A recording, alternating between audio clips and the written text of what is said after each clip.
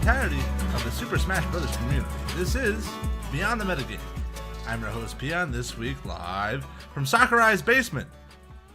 I'm joined, as always, by my wonderful co-host, AV. AV, how you doing, big guy? Hey, I'm doing great. This is where all of the weird Smash ideas go to die. Yeah, I see some pretty inappropriate depictions of Isabelle over there.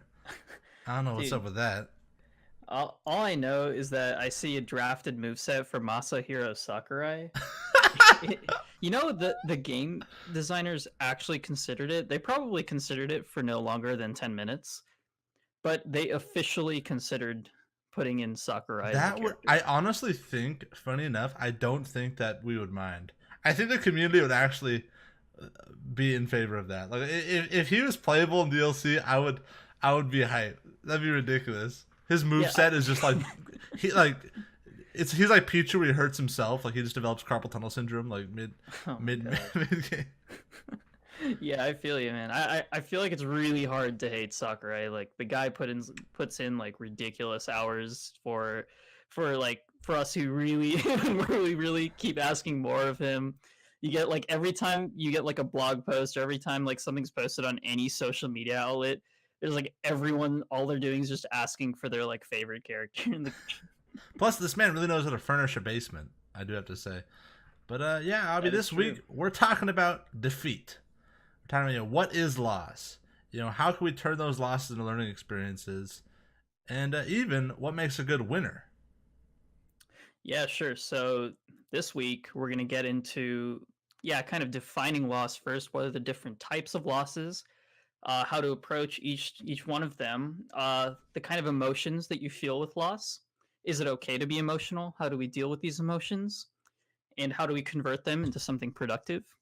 And yes, how do we turn them into learning experiences? And finally, wrapping it up, how do we learn from winning? Even though that losses are generally viewed as the stronger learning experience, we also, as players, need to be able to learn regardless of how we're leaving the battlefield. So before we get into all that proper, I want to do a little housekeeping. Gonna flex my global studies degree once again, because I have some things to announce.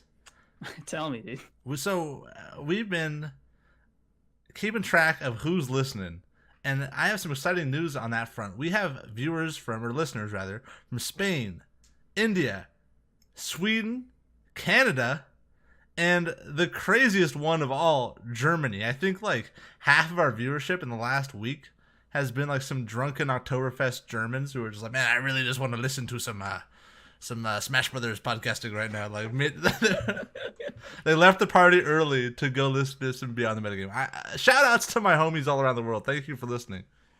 Yeah, I think it's really cool. I was genuinely very surprised, and I welcome everyone from across the world, and I'm really excited that we are starting to develop an audience outside of America. So we'll be right back in just 1 second.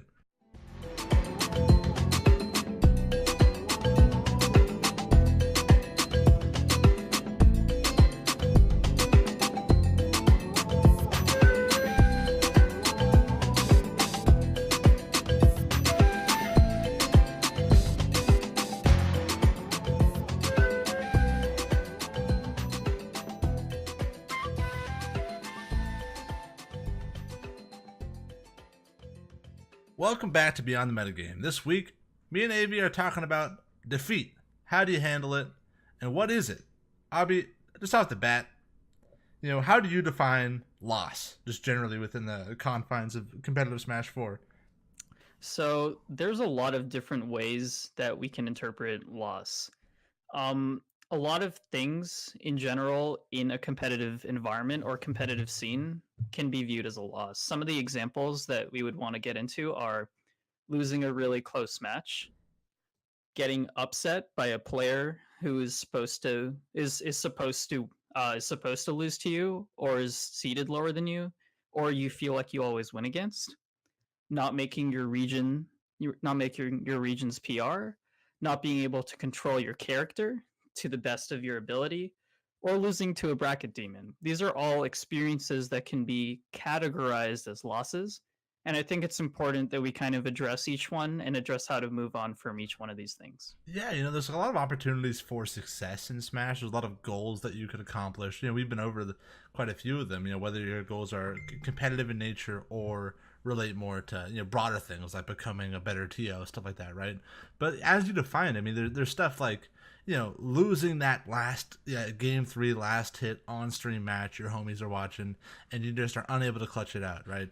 And there's also those broader kind of it's broader ideas like not making your PR, or maybe not getting a certain spot in your PR that you really wanted to achieve. And it's important, I think, a lot dealing with these losses has a lot in common. There you can approach a lot of these in the same way. But I guess just to start it off, I'd be like, how do you approach losing a really tight match? Let's say evenly matched opponent.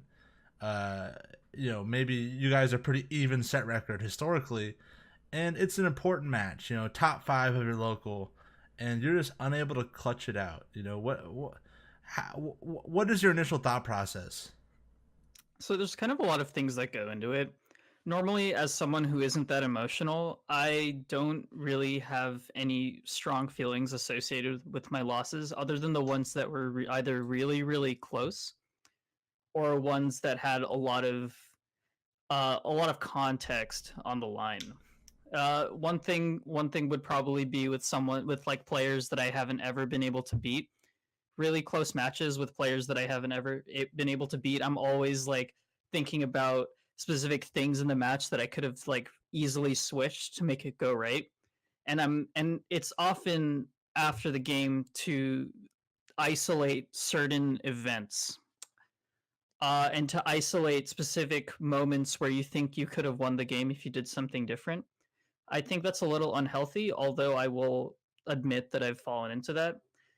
I think that I'm kind of getting into a few of the habits that people kind of fall into when they go through a loss. So a lot of them are unavoidable, but yeah, focusing on one thing that happens to me a lot when I lose a really close set or a really important set, or and usually kind of being a little emotionally distraught. Again, I'm not one who really shows a lot of emotions.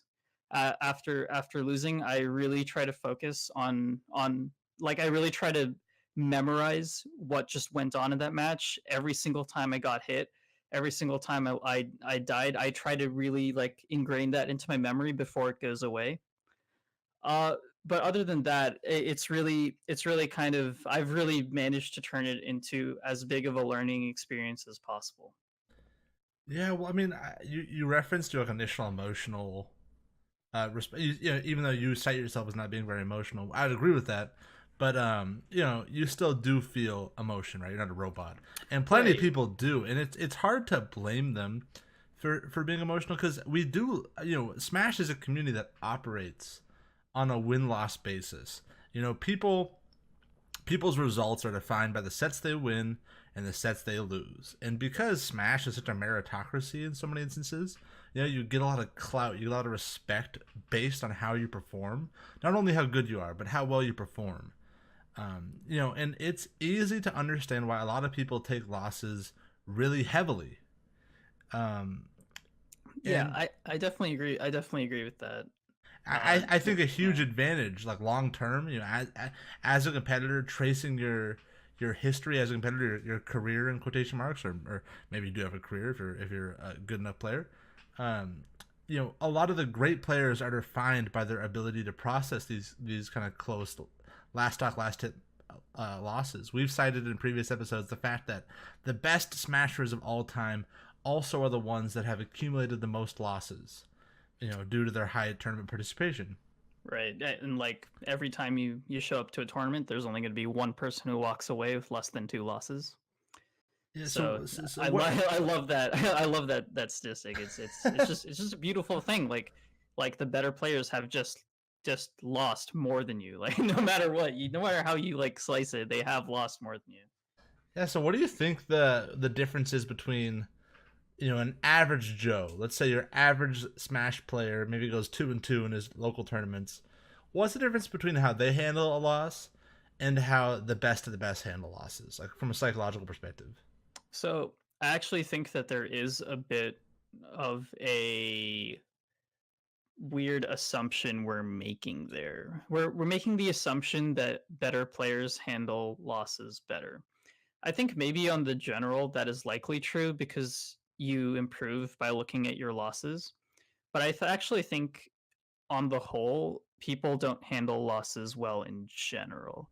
There's very few players, even like even like a lot of like even there's even examples of a lot of top players who don't who are clearly like very emotional and like say stuff on social media or throw their controllers that that are unable to handle the emotions from losing. And I think we see that like cascading down into mid and lower level.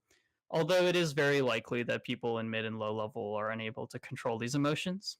I think one really important thing that I touched on was the fact that getting into this emotional storm and letting these things take over your brain basically removes the ability to introspect and to reflect on the match that just happened. All of these things that just happened are being erased in your mind from basically the cortisol that is flowing through your brain, through your body, the adrenaline, and you're literally erasing the ability to reflect on the things that just happened. I think that's a really important thing. I don't think that everyone should be held to such a high standard that they shouldn't feel emotions after a loss. Again, even though I would quote myself as being less emotional, I'm not immune to it, which is why I definitely empathize with it. I think that it's okay to be emotional, in that being emotional shows that you care. I don't think that I wouldn't even like recommend people be like me and to not have emotions after set. It means that you really care about being competitive, and that means you really like that means that it's like a super important thing for you. However, when it limits your ability to think about the game, I think that's when I'd like to cut it off. Yeah, well, fair enough. You initially you started off that by saying, we're making the assumption that top players do handle losses well, and you went on to talk about the emotions of it all, and I gotta say, man, I love the emotions. I love seeing the passion. When I see a player lose and they're mad about it, they're upset about it. They really feel it. It's taken over their posture. I love seeing that, dude, because that is just so much better than apathy. If you lose a close set, or even not a close set, maybe you get destroyed. Maybe you lose a match that you were projected to lose, and you're still upset by it. Hell yeah, man. I want you to own that, and I want you to channel that. But that said, I do think it's important to be self-aware in these moments of emotional expression. Let's say after that set, after grand finals. Oh, let's be realistic. Let's say in losers round 4, you take the L, right? And you're pissed about it. You walk out of the venue, you get some fresh air, you're pacing back and forth, and you're angry. Good. That's step one, though. That can't be the end of it. After you cool off, you have to channel that energy, channel that passion constructively. And like you said, Abby, I think it's important to note that you can't be constructive and be in a heightened emotional state simultaneously. Um, so I would invite you to take that energy, and after you cool off, think about, okay, what did I do? How did I die? What mistakes did I made? What mistakes did I make? And how can I go about fixing these issues? Abby, what do you think about all that? Yeah, definitely. I think that I love the way that you summed up how like the emotional journey that you're taking through, and how being emotional with the game is actually really important to the vitality of competitive Smash as a whole. I think to tie in my previous point with what you asked me, I would like to say that even though a lot of the top players and a lot of the high level players, when they get really emotional, they're still really conscientious of the ways that they lost, or the ways that they got hit, or like just any time that they lost neutral. And even if they're not, a lot of these players have their matches streamed. So even if they're not even there in the moment, and they just go outside and start screaming at the world, they will put in they will put in the time to go back right after the tournament finishes, and they will watch that match that they lost. Right. They will go through that VOD, watch every single time they got hit, every single time that they lost neutral, and they will have as little ego as possible about it. One thing that I've seen, one trend that I've observed in the Smash community, or I suppose anything in general, is that people will love to watch and rewatch their winning sets on stream. I It is fun. couldn't. Yeah, it's fun. Like it's not. It's legitimately fun. I have definitely rewatched like my closest set that I've played in grand finals where I clutched it out in a ridiculous like game 5 set. Of course I'm going to go back and rewatch that a bunch of times. But it's actually really harmful to only watch your winning sets. If you're not watching your losing sets, you're not watching yourself get exposed. You're not being able to relive all of your mistakes. And it often is the case that you are making the same mistakes and you are like basically using the same habits in all of your losing games. You don't suddenly go from having a spot dodge habit to a roll habit or to a get up attack habit. I mean, maybe you have all of them, but like if we were to only like limit the habits to one thing, you likely elicit those factors in every single loss that you have. Yeah, sure thing. I mean, I think that is a natural segue to a concept that people talk about all the time, which is the whole, you should use a loss as an opportunity to learn. There's winning and there's learning. People so often say, and it is kind of not obvious advice, but at least overstated advice. People really say that sentiment quite a bit, right? It's a very popular thing to say. But how do you actually use that in a way that's productive? Because you hear that all the time. You can hear, hey, fatso, eat a salad and you'll lose weight. Okay, sure. I agree with you, but I don't like salad. It's more nuanced than that. So, I mean, what do you think about actually applying that advice? Looking at your losses, having the will to look at your losses and to really delve into the very vulnerable process of acknowledging your shortcomings and correcting them. So it's interesting. I don't want to get too spiritual or philosophical here, That it's never stopped us in the past, Abby. but I will talk about something that is a really, really important concept to not only competitive Smash, but life in general. The removal of the ego is one of the most talked about concepts in spirituality and religion. The disassociation of your actions or of your accomplishments or of your pursuits from yourself. I think that following this advice and following the teachings from whatever spiritual or religious thing religious thing that you follow, or if you don't follow any at all, the most important thing to take away from those lessons is the fact that you need to remove your ego when you walk in to look at your play.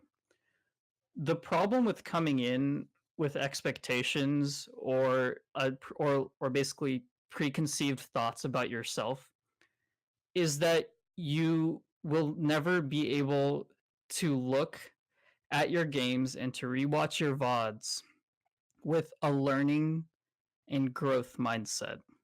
You have to watch your VODs as if you're not the one playing. And that's one of the most important things.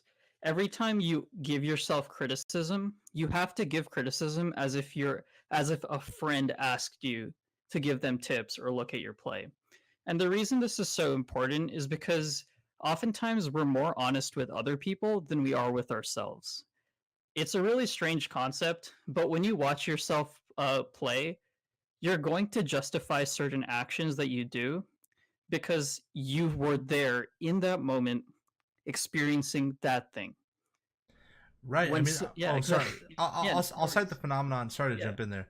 I'll cite the no, go phenomenon for it. where, like, statistically speaking, people are much more likely to perfectly fulfill a medical prescription for their dog than they are for themselves. Really? Yes, yes. And the basis of it all is when people have a responsibility to fulfill, they fulfill it, especially if they find, in this instance, their dog or their child, precious. They Sure. will make sure it's attended to. But they don't look at themselves from the same perspective. They don't treat themselves as this being that needs to be taken care of. Exactly. And That's and why. Yeah, that's why this disassociation of the ego is so important. and yeah, and I'd like you guys to apply that to your play. When you see yourself getting exposed in a VOD, or even if you're just playing a local, or a local friendly with a friend, and you get bodied, save the replay, give it a watch, and watch it like the child you were meant to nourish, right?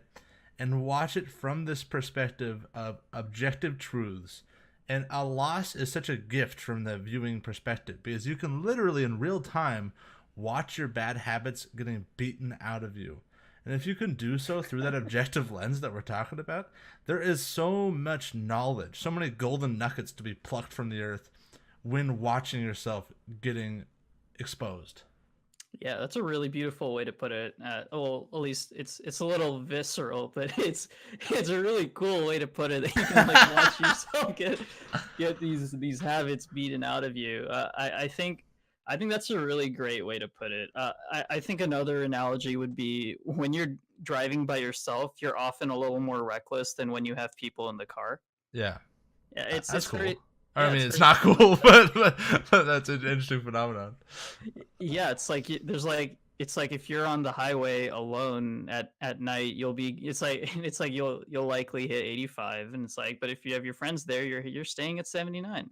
Yeah, that's right. I mean, Like if we ever drive together, I'm buckling you up twice, and I'm right in front of the airbag, right, buddy? You ever oh see that yeah, scene from The Blind Side? I've seen The Blind Side. I don't remember it all Oh, too well, well. the wonderful left tackle. I forget his name. He stuck his arm out. He saved the little white boy. You remember that? No, I don't. All right. Well, either way, you're getting saved, Abby. I just want to let you know that, all right? All Because I right, care about you. I trust you. But But Abby, I was hoping that you could walk us down the. When you lose, it can often be an emotional process. We touched on it earlier. I want you to kind of walk us through the stages of what that actually looks like in real time. Will you walk us through that? through the steps of loss. Sure. I think a lot of people often refer to loss or grief or any type of failure with this very common 5 step model, also known as the Kubler Ross model. The stages of grief. You said the The all The Kubler Ross model. Yes, Okay. I think that this is a very overused thing in society. The denial, anger, bargaining, depression, acceptance Yeah. model. The stages of grief. In I layman's actually terms. think that any of these things just happen like randomly. Like I actually think it's more of a mixed bag. It's like you pull out. It's like you just like put into the bag, like they just put your hand into the bag right after you lost, and you just get any one of these things. So it isn't like a sequential process. Like you don't deny your loss, then are angry about it. Then it. You're just saying you will randomly be confronted with any of these emotions. Yeah, and I don't know if the model accounts for this. I think it likely does because it sounds like a reasonable thing. But like, I've seen some people go straight to bargaining or straight to depression or like straight to acceptance. Like, and the thing is, how do we circumvent this model, right? Because no one wants to go through each one of these steps every single time. Yeah. How do we make it like a really repetitive process that we can just like algorithmically walk ourselves through every time? Right. And there's no way to do that. You think there's a zero solution? there's there's no way to algorithmically do it. I wanted to go through this just to say that our emotions are so contextual at any given moment. There's sometimes when you have when you have a very like simple loss. It was like a good game and you feel pretty good about the way that you played. There's no animosity, there's no emotions that were in the match. And you pretty much go straight to acceptance and you just go like just like get out of bracket, go play some friendlies, and then you leave the venue and you're like reasonably happy with the way that you played. Whereas there's going to be other people who are just every single time they're super competitive about every single loss and they're never happy with the way that they played. I can't really prescribe a specific solution to everyone, which is why, as we say every time on this show, introspection is the key to victory. I think that understanding yourself, understanding your goals, understanding why you feel the things that you do is absolutely more important than prescribing to any specific like step process to healing. Yeah, I completely agree with you, and I think that I have crafted the solution to to losing. Really? Is that bold to say? That is very bold. I'd like to hear it. So it comes back down. So like you said, it all starts with introspection.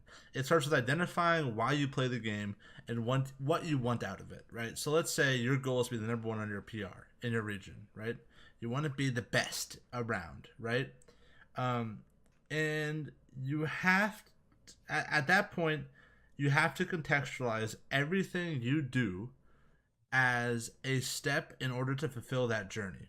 So this match against my rival, against my bracket demon, is not my match against this bracket demon. It is now one of the many steps I will take to accomplishing my broader goal.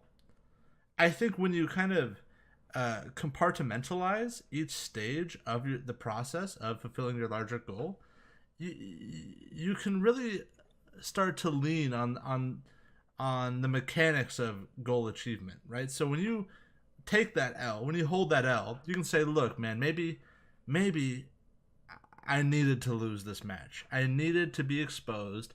I can watch this match back and look at why I lost. And now I can apply that knowledge later to accomplish my greater goal of getting that number one spot on the PR, right? And sure, I'm not saying that after that loss against your bracket demon, you're not going to have any sort of grieving period. But instead of having all these stages of denial, bargaining, depression, acceptance, all that stuff, what's going to happen is you're going to have frustration. You're going to say, man, I'm not quite there yet. This is not the day where I have fulfilled my goal. I'm not quite at the level to be the best around because I'm still losing to these same people. Okay, that sucks, but I'm using this as, this might not be the final step, but it is a step in my journey. That is how I personally contextualize my losses, and I've had a lot of success with it, I think. What do you think about that line of thinking, Abby? I think that you have figured out the formula for yourself. I think that the thing that I would poke you on, and the reason I'd say it's not necessarily a solution for everyone, is that everyone's goals are different. Not everyone wants to be the best around, and not everyone looks to be the number one player, especially because of how like bottom heavy the Smash scene is by nature and by the obvious nature of double elimination brackets. Sure. I think that for someone whose goal is simply to get on PR, or someone's goal who's is like the goal is simply to beat this one other individual, none of these steps that you described some like will automatically relate to that goal. Nah, well, that's fair. See, and that's like that's the really interesting part, is because like let's just say that this one player who has this bracket demon that always beats them. It's like this player can be the number one player who's like always winning every single time. But whenever it's like they're number one in their region, they are beating everyone. But this one player, whenever they run into that player in bracket, every single time, they're losing. And their goal is simply to beat this other player. Every other step of the journey is no longer about is not is like it's like a lot of it is hard to like tie in to beating this one player. It's like when you're playing friendlies with someone who doesn't maybe play that same character that the demon plays or play the same play style, suddenly that's like removed from the context of beating that player. So like how would I think my question to you is like how would you recontextualize this loss handling process for people with different goals? Right. Well, that's a great question, and I think my answer to that is when you look at how do I get over losses better? How do I become a better loser? You can't just look at how do I deal with the loss. You have to also look at what contextualizes your loss, right? So you mentioned the fact that someone's goal might be just to beat this one specific demon. You know, this is their goal. They want to beat this. Maybe this douchebag stole his girlfriend. You know It's what I mean? always a Bowser player. It's always It's Bowser. this Bowser player. He's smelly. You know, your favorite movie's Die Hard. His isn't. You know what I mean? He likes Harry Potter. You like Twilight. You know what I mean? You're really just arch enemies, and your goal is to beat this guy, right, or girl. Um, at that point, yeah, a loss to him is going to be terrible for you. It's going to be like going through hell when you put all your eggs in this one basket. I don't think there is a solution for you. That loss is going to suck. And sure, maybe you can use that as kind of a life lesson, as you can use that to toughen up. You know, you can try to recontextualize it that way. But if you don't want to have all your eggs in one basket, and I would encourage you not to, I think it's important to make a broader goal, to pursue something more broadly, so that any individual loss is less gut wrenching. Yeah, I can definitely agree with that. I think that you approached it really well in answering that in the sense that we don't really need to tackle the idea of handling that really really harsh loss. Yeah, that's gonna be one Yeah. that'll push you towards the rum bottle for sure. Yeah, exactly. we I think the important thing to do is to understand how we can prevent that from happening. And I absolutely agree. Diversifying your interest portfolio, like making sure that your goals are spread out, that your hobbies and your interests in the game are spread out is one of the most important things in not only improving as a player but also feeling enjoyment and getting satisfaction from being able to reach all of these micro goals. Yeah, man. Well, I think we did a great job of, I mean, of wrapping that up. You know, and we've talked a lot about, you know, what it takes to be a good loser, how to benefit most from losing.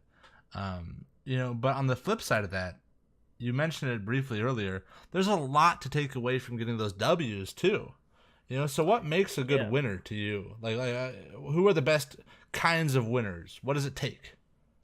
When I think about good winners, I think I don't know why, but I immediately think of Armada. Yeah, sure. I yeah, I don't know why I'm just drawn to like Armada's like mentality as and it's a real shame that he's retired from Melee, and I think he had probably one of the if not the most iconic careers in Super Smash Brothers Melee, but I really love his approach to every single match regardless of whether it's winning or losing. When he wins, it's not as if he won everything. It's not as if he like if that was everything to him. Similarly with how Zero continued his gigantic win streak, there was always something to learn from winning. He would still always go analyze his matches, even like even if he was winning over and over again, he wouldn't get complacent. And I think that's what made him a really dominant quote unquote god in the game for a long time. And See, I always thought it was just Yeah. silky smooth blonde hair. You know what? I think you're, I think you're onto something there. But I like this. I like this saying that I've had a lot of times in school, is that just because you got an A on a test doesn't mean you got 100. Often you get a 95 or a 96 when you, and like relating this to a win, like when you get a win, it's you're getting like a fairly high score. However, these points add up. Like if you get a 94 somewhere, 95 somewhere, and a 96 somewhere, that's 6, 5, and 4 points. That's basically a total of 15 points that are gone. I love that analogy so much. That's so sick. It, I think it that's is. perfect. I think that perfectly describes it. Just because you win doesn't mean you played perfectly, and that is such a huge statement. You know, when you win a match, I want you to know why you won, and I want you to know what shortcomings your opponent had, and what they didn't punish of yours. You know, I see a lot of people win, and for instance, I'll do something where I'll play a match as Cloud, and I'll spam a couple options the whole game. I'll never get punished for them, so I won't adapt. And I'll hear the commentators or somebody else say, "Wow, you know, Peon did that option a lot. Like, you know, all you have to do is punish that option, and you'll beat him." But the thing is, when I play, I very much am cognizant of, okay, this is what I'm getting away with. I know I'm getting away with it, but until he punishes me, I'm just gonna keep doing it, whatever, you know. And that is important to think in such a way where you know why you won.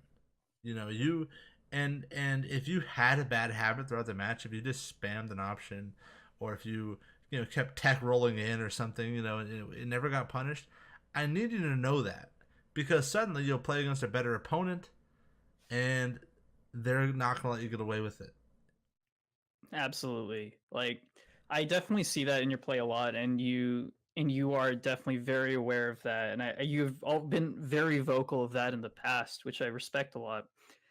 I think that something I've seen in my play, I think for a long time I was a Sheik main, and then randomly, like I was really sick of of like playing really stressful games over and over again because I played Sheik. So I wanted a character that I'd be really consistent with. So I just spent 2 weeks in the lab and I picked up Donkey Kong, and then the first tournament I went to, I literally won the first tournament. It was like 40 people, and I won the first tournament I went to with the character I've been playing for two Yeah, weeks. bro, you beat me in losers finals to your like day one Donkey Kong. And that was the funniest thing. A lot of people were really mad that day, I was but pissed. I but was pissed. but I thought I was hot shit, and that's the problem. I had so many flaws in my play that because I won and I didn't take anything away from that win other than the fact that yo, my Donkey Kong is sick. Like, I had so many issues in my play that persisted for like 3 to 4 months. I got away with just spamming grab, I think, like the entire time. And there were so many like nuances about DK and about the way that you play neutral that I was not appreciating at all. In fact, that might have been the reason why I won, because it was just so ridiculous the way that I played.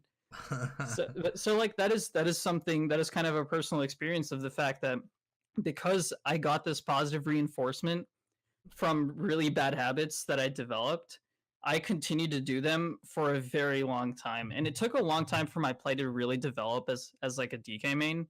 And it took a long time to really understand that DK had more kill options and more options than just spamming than just like basically spamming grab and looking for ding dong every single game. Yeah, man, and I think just to piggyback off that, you know, especially when you're in a situation where you play the same kind of people over and over again. Let's say you're a top player and you're running into the same kind of people each and every major, right? Or more realistically, so, pardon me, more realistically, so you're a member of a local scene, and you know, if you're playing a lot of local Smash, you run into the same opponents week in, week out, and if you beat them one week, you have to understand, especially if they're good players, maybe the other kind of PR people in your region, they're gonna be thinking about why they lost.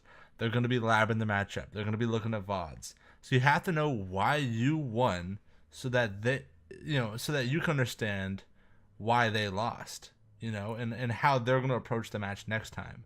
I think that's something that's really never spoken about and very vital. It's something that I take very seriously. If I beat someone one week for one habit, I know, next week they're probably going to adjust, and I need to, be able to beat them in a different way. Yeah, yeah, I love that. I think that's so important. I think you really hit something that's like super cool. It's like it's just as in game when you go for a read and you hit the read, like the next time you know that they're gonna do that they're gonna switch it up, so you switch it up and you hit that read too. I think it's very similar to that. Yeah. It's like an out of game read versus an in game read. I think honestly the meta for both of those types of reads are very similar. Yeah. Oh, absolutely. I'm with you there. That's interesting. Yeah, it's actually really interesting. I mean, when we talk about like, yeah, beyond, like literally beyond, Beyond like the the meta, oh, like dude, we're like, passes yeah, joint. yeah, we're on something else, but it's honestly so true. Like we view the game as this like insular, isolated system, but there's so many things that we can take out of it and pull out of it and basically create analogs to real life, our development as players, and um, how we can really improve our understanding and enjoyment of this craft. Right, man, right. And I just want to take a moment before we finish up this discussion, just to touch on the real world applications of all of this. I think Smash, one of the best things it does, especially for the younger people. There's a lot of gamers who typically aren't really into sports, aren't involved in many other competitive outlets, and they use gaming to fulfill that competitive need. I've heard it said that every man, every person for that matter, needs to draw a sword in some capacity. Everybody has their own war, their own battle to fight, and a lot of Smashers, for them, that fight is Smash. This is their arena, right? And this is their opportunity to learn from defeat. This is their opportunity to ride the waves of the highs and lows, the emotional roller coaster that is success and defeat, that kind of ebb and flow of consciousness, right? Happiness and shortcomings, and how that all balances out. I think it's important to really kind of grasp and to be cognizant of this whole process, to understand that there's a lot to be learned in the face of adversity. When you are at your lowest, when you have your biggest shortcomings as a player, uh, you're kind of like forging this armor in your character, and it'll help you later in other adversity in your life in general. And I think it's an important lesson to take into account and to admire, to appreciate. Accept it as medicine, and know that it's just arming you for future circumstances. Yeah, that's really beautiful. I think you you really brought that out really well. And I think we have wrapped up this topic for the week. I think what we're going to do now is we're going to jump into some of the Twitter questions that we've received. Oh yeah. Yeah. I gotta say, just off the bat, these are the worst questions we've gotten thus far. I think that I think that we're gonna still address them, but we're gonna somehow turn them into productive conversation. Oh, we'll do it. We'll do it. All right. We got three questions. The first one's from Louis B. Losing sucks. I wish I always won. Yeah. What do you have to say about that, Dane? Louis B is completely correct, first off. All right, so next question. We have Pastulio the guy. He says, do you think it's good to always ask for tips? Or do you think sometimes it's better to look at yourself and figure out your mistakes on your own? So that's a legitimate question. Yeah. I think that it's really important to not just say at the end of friendly sessions, "Hey, can I get some tips?" Like I actually see that really often, and a lot of the time, like top players or really good players that you ask for tips, they're not gonna like be looking out for every single mistake that you're making. They're gonna be internalizing a lot of these things a lot of the reads that they made on you, they might like memorize a few of them and be able to spout them out to you.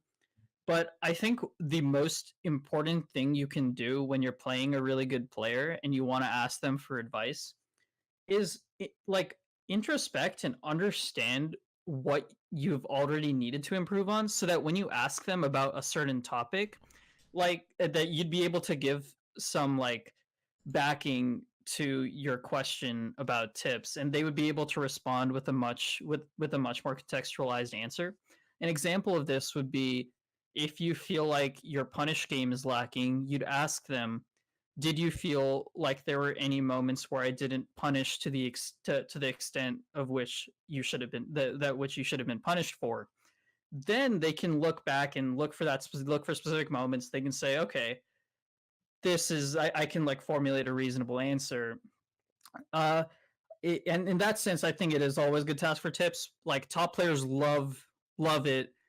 At least ones that I've interacted with, and when people ask me for advice, I always enjoy I enjoy it when people ask very directed and very specific questions. I think it's always good to ask questions like that. In terms of looking at stuff yourself and answering questions on your own, like we've talked about in this episode, I think there's a lot to understand on your own, and understanding where you messed up, where you got hit, where you lost neutral, where you didn't push punishes enough is absolutely important. And I think both looking at external and internal sources is the key to improving. Yeah, Abby did a great job answering the question. I just want to follow up real quick because we don't have that many questions this week. Yeah, Pesto, I think that a big thing is if you're fighting against like a top player, or let's say like a character specialist, you know, some guy who's like a solo Rob player, you know, asking questions like, hey, when let's say it's the Rob, you know, when your gyro is at ledge, what does it cover? What can I do to get past it? And what really annoys you that like someone that masters the Rob matchup can do to get around that top? Like what does a Rob player not want to see in that situation? Stuff like that. Really directed, specific questions that even if you're not a top player, you know, something that they can answer, they alone can answer, right? You really want to get the most out of your questions. And yeah, that's all I have to add.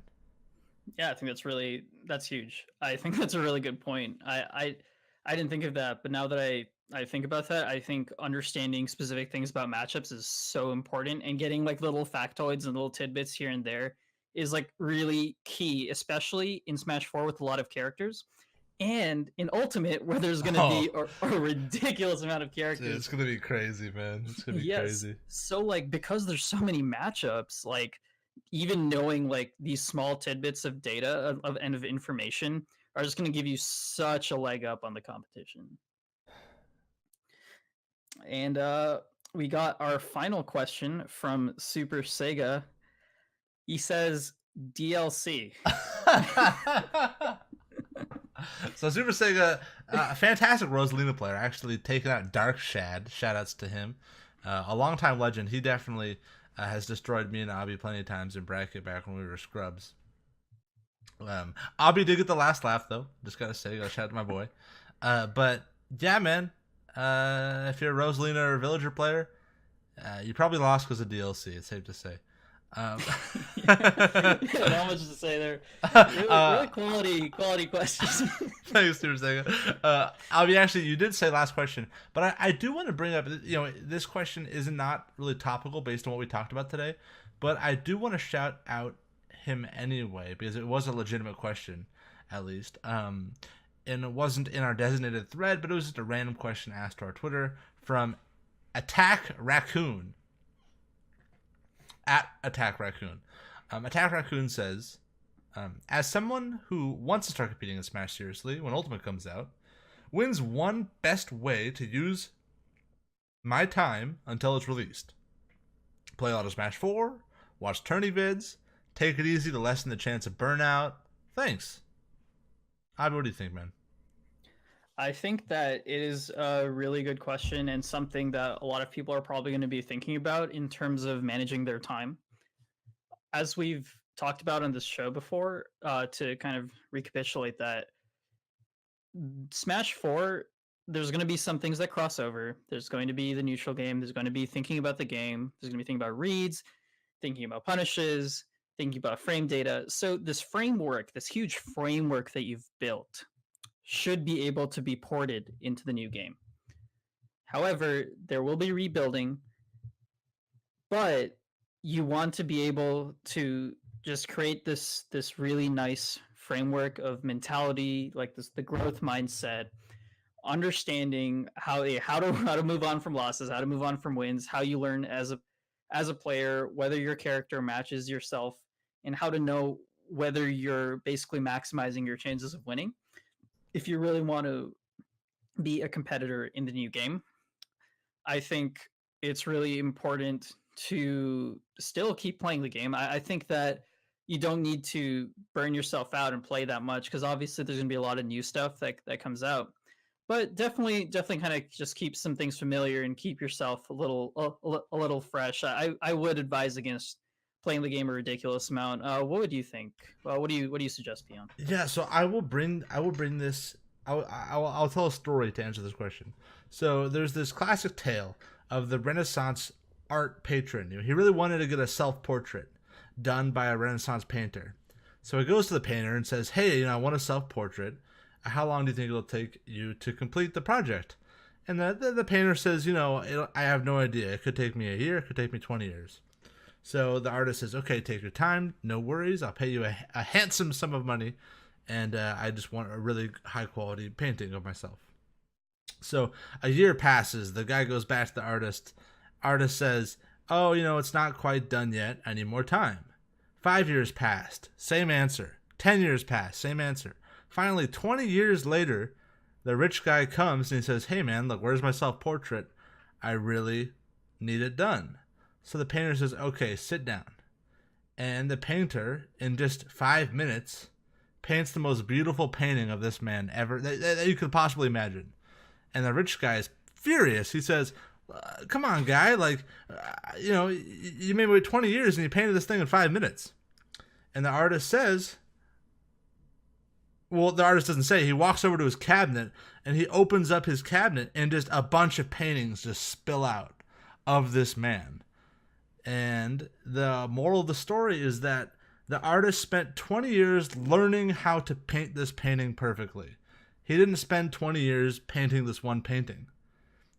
And that's what I want you to do with your Smash skills. I want you, if you want to become amazing at Smash Ultimate, I want you to become amazing at Smash 4 in the meantime. And like Abby said, you'll learn how to become amazing at a game, and that those skills will carry over in Ultimate. Yeah, that was a that was a really interesting anecdote. So is the moral of the story that you should just keep practicing? Yeah, just become the best version of yourself now, and you'll be the best version of yourself later. That's fair. There's a lot of really cool analogies there and metaphors for the self. I like that. I like that a lot. Thanks for thanks for sharing that. I don't know where I heard that, but it's been bouncing around my brain for I don't know where. I don't know if I came up with that, if I heard that somewhere. I really don't know. I would cite the source if I knew it. I would not be surprised if you came up with that. But... all right. I think that's going to be it for today. It's so you can find us at Beyond Metagame on Twitter.